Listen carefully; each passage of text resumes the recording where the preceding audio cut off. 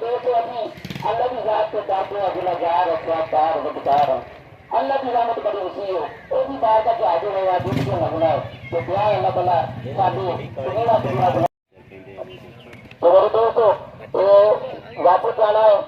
बाहर देश के साथ मुसलमान तो आए थे या अल्लाह ताला हिदायत अता फरमाए आज खुशी का दिन समझते ना कि दावत करते हैं तो दावत होते हुए शराब भी चलती है अल्लाह माफ करो ना मेरे दोस्तों ये काम में मुसलमान ने जोर नहीं देता वो शराब हराम है दावत करो मेरे अल्लाह ताला का काम है कबूल भी मंद शराब की सुन्नत है लेकिन सुन्नत के तरीके ना कबूल करो सुन्नत के तरीके ना खाओ ताकि वो भी अल्लाह को सवाल मिले अल्लाह ताला पर मेरे को मिलता है तो मैं और मैं प्रीति के दोस्तों ने आख्या कि ईदगाह की कमेटी के मेंबर है ना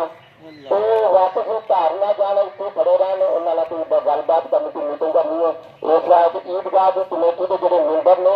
वापस ना जान गल सुन के जान अल्लाह ताला को अमल करने को तौफीक अता फरमाए बिस्मिल्लाहिर रहमानिर रहीम अल्लाहुम्मा सल्ली अला सय्यिदिना व मौलाना मुहम्मद व अला आलि सय्यिदिना व आगे हूँ मैं आप भज के आन के लाया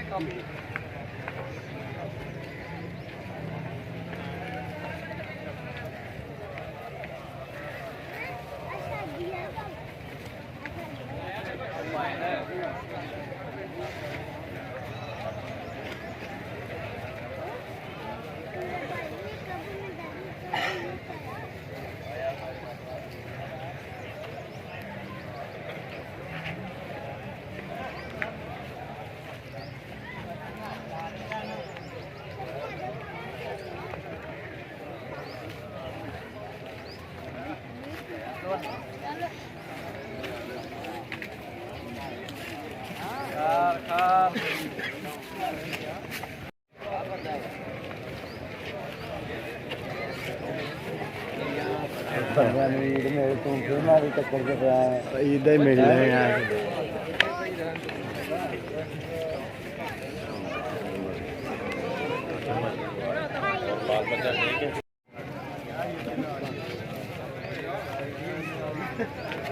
अस्सलाम वालेकुम वालेकुम अस्सलाम ईद मुबारक और सेकंड भी हाँ ठीक है